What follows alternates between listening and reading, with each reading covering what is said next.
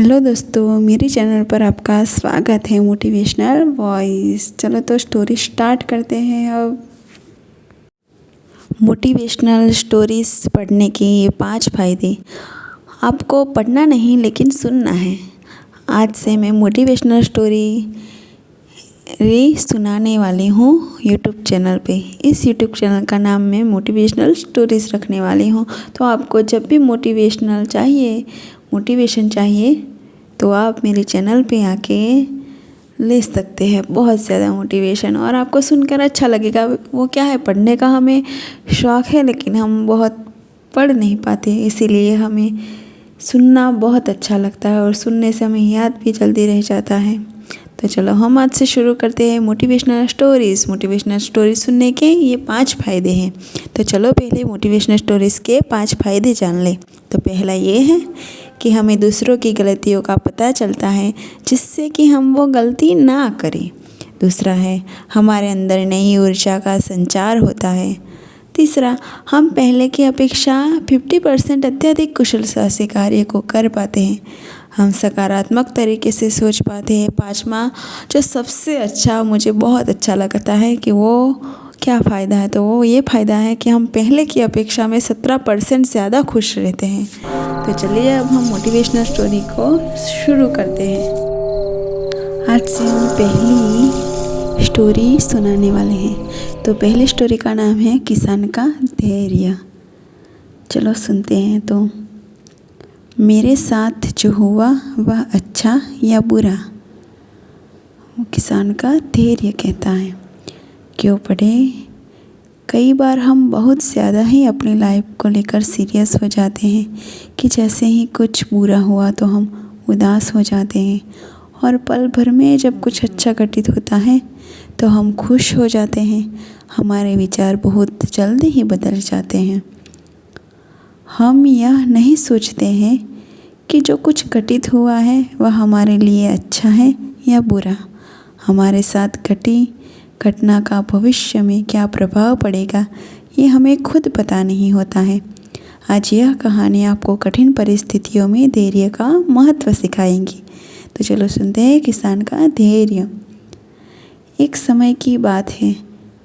एक किसान था जिसके पास एक घोड़ा था। वह अपने इस घोड़े से बहुत प्यार करता था। उसे अपने घोड़े पर बहुत गर्व था, जो किसान की कमाई का जरिया भी था। अपनी इस कमाई से किसान अपने परिवार का पेट भरता था। लेकिन एक दिन वह घोड़ा भाग गया। उसके भागने के बाद समाज के लोग और उस किसान के पड़ोसी उसके पास आकर उसने कहने लगे, हे भगवान, तुम्हारा घोड़ा जिस पर तुम्हें बहुत घमंड था वह तो भाग गया। उसको सांत्वना देने लगे कि उसके साथ बहुत बुरा हुआ। लेकिन किसान ने उसका जवाब बहुत ही सहजता से देते हुए कहा, हाँ, बहुत बुरा हुआ। फिर अगले दिन घोड़ा वापस आ गया। लेकिन सिर्फ घोड़ा वापस नहीं आया, बल्कि वह अपने साथ 3 जंगली घोड़े भी लाया। फिर उसके पड़ोसी उसके पास दौड़ते हुए आए और उस किसान से कहने लगे, आपका घोड़ा आ गया और अपने साथ 3 और घोड़े भी लाया है। यह तो बहुत अच्छी बात है। आपकी किस्मत तो बहुत अच्छी है। किसान बहुत खुश हुआ, उनकी तरफ देखा, फिर उसका जवाब बहुत ही साधारण रूप से दिया और कहा, हाँ, शायद। कुछ दिनों बाद किसान का बेटा उसी जंगली घोड़े में से किसी एक को काम के लिए उपयोगी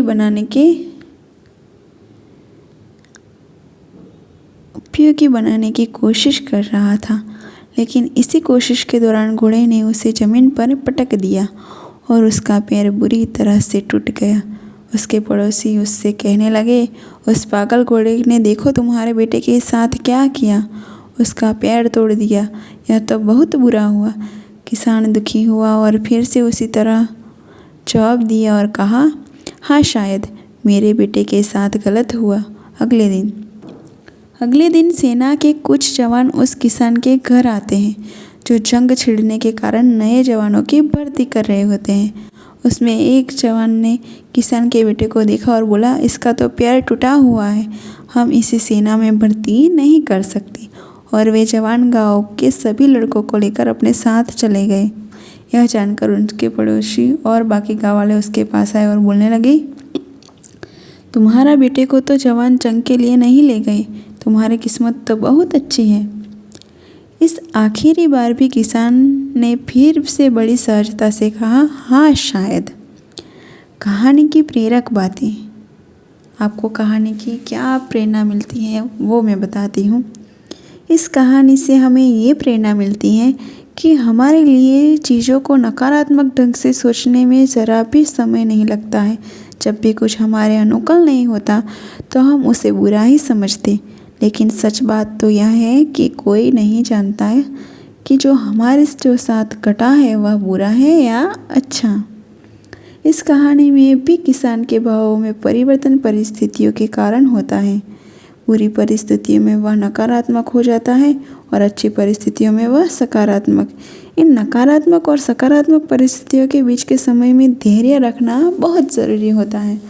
क्या आप वाकई में यह बता सकते हैं कि हमारे साथ जो घट रहा है वो गलत है या सही, बिना यह जाने कि भविष्य में उसका क्या प्रभाव पड़ेगा हम पर या हमारे जीवन पर? मुझे लगता है आपका जवाब होगा नहीं।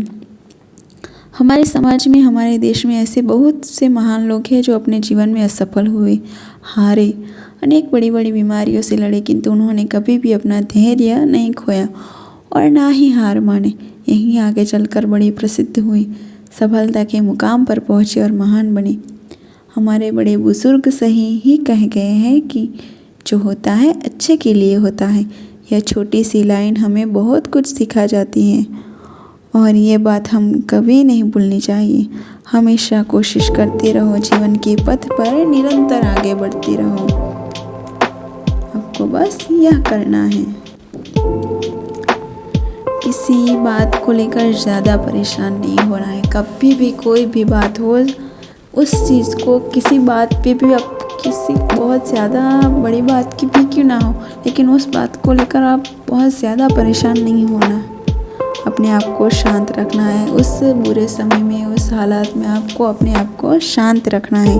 अपने काम से काम रखना है। दूसरों के काम में टांग अड़ाना अच्छा नहीं है। अपना काम ज़्यादा करना अच्छा है, क्योंकि हमें अपने काम से ही कुछ मिलता है। लोगों के काम में टांग अड़ाने से हमारा ही बिगड़ता है।